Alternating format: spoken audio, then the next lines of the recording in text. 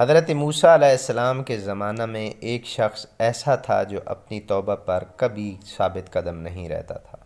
جب بھی وہ توبہ کرتا اسے توڑ دیتا، یہاں تک کہ اسے اس حال میں 20 سال گزر گئے۔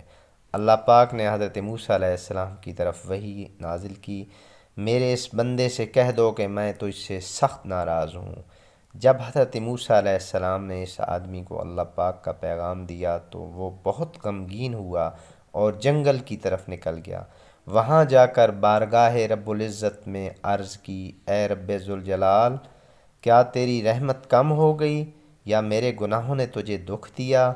تیری بخشش کے خزانے ختم ہو گئے یا بندوں پر تیری نگاہ کرم نہیں رہی؟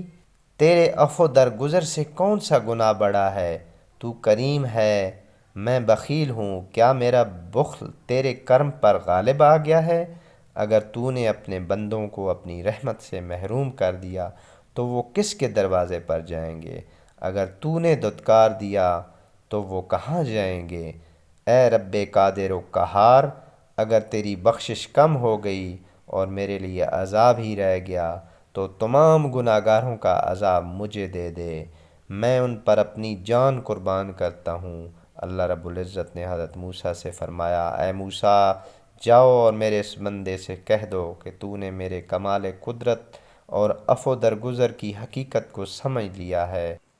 اگر تیرے گناہوں سے یہ زمین بھی بھر جائے تب بھی میں تجھے بخش دوں گا۔ سبحان اللہ۔